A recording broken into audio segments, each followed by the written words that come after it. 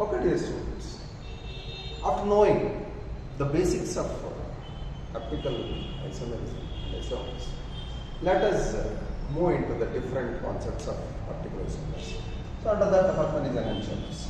Enantiomers are the optical isomers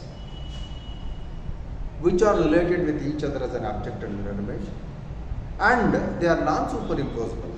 So, non-superimposable optical isomers which are related with each other as an object and mirror image are commonly called as enantiomers. For example, take glyceraldehyde as an example.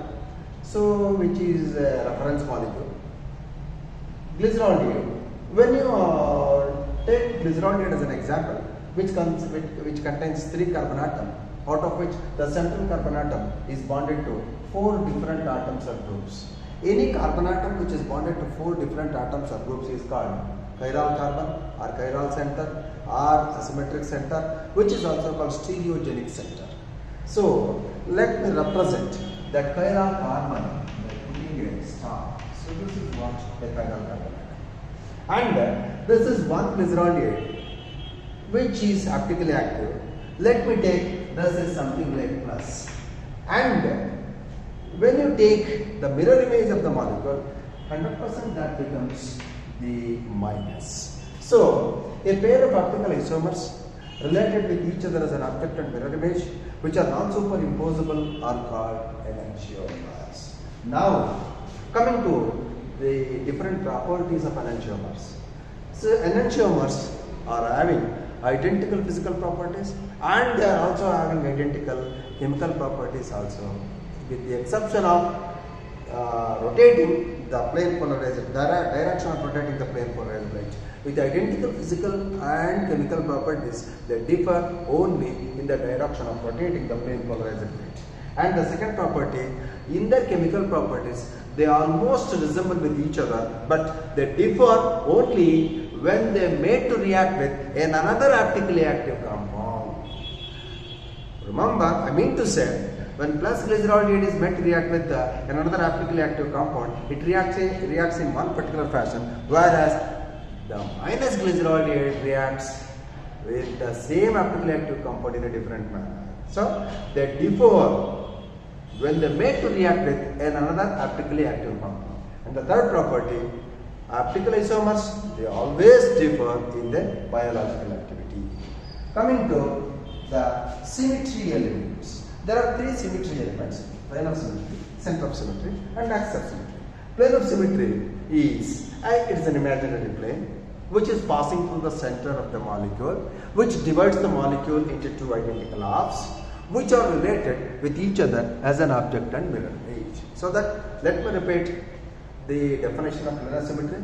It is an imaginary plane which is passing through the center of the molecule, which divides the molecule into 2 identical halves, which are related with each other as an object and mirror image. The second one is center of symmetry. Center of symmetry is a point in a molecule when we move equal distance in opposite direction. When we are able to meet the identical atoms or groups, then we used to say that the molecule is having a center of symmetry.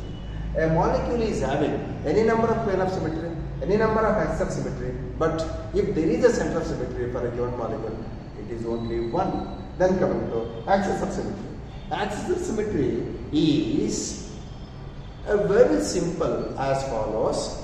When we rotate the molecule around a common axis, if the similar atoms, groups or phases reappears more than once in 360-degree rotation, then the molecule is said to have an axis of symmetry. Remember, this is cyclobutane 1,3 dicarboxylic acid or dioic acid. So, when you rotate the molecule through 180 degrees centigrade, it is possible to get one more appearance as the original appearance. Therefore, the cyclobutane 1,3 dioic acid is having an axis of symmetry. Then the trans cyclobutane 1,4 dioic acid is having a center of symmetry, because from this point, when we move in equal distance in opposite direction, we are meeting the identical atoms or groups. After knowing the 3 symmetry elements, plane of symmetry, center of symmetry, and axis of symmetry, the next one is asymmetry. Asymmetry and asymmetric molecule. Any molecule for which all the 3 symmetry elements are absent is called asymmetric molecule, which is called as molecular asymmetry. So molecular asymmetry means a molecule should not have a plane of symmetry, it should not have a center of symmetry, it should not have an axis of symmetry. If all the three symmetry elements are absent for any molecule, such molecules are called asymmetric molecules, which is called molecular asymmetry. Then coming to dissymmetry, it is very simple. A molecule which is not having a plane of symmetry, which may have a center of symmetry and axis of symmetry, is called dissymmetric molecule.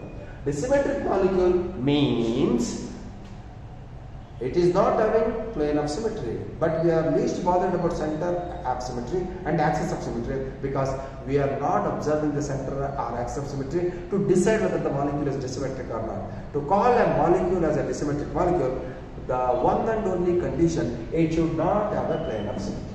Then chiral molecule, a molecule for which all the three symmetry elements is absent is named as asymmetric molecule, which is also known as chiral molecule. Then cause for optical activity. So the optical activity of any compound is mainly because of absence of plane of symmetry. Please remember that is molecular dissymmetry is the cause for optical activity. Any molecule which is dissymmetric is optically active. Of course, all asymmetric molecules are also optically active because all asymmetric molecules are also not having plane of symmetry.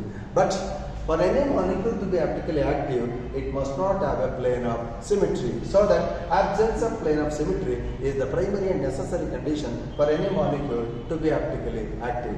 All asymmetric molecules are dissymmetric, but all dissymmetric molecules may or may not be asymmetric. Therefore, molecular dissymmetry is the one primary and necessary condition for a molecule to be optically active.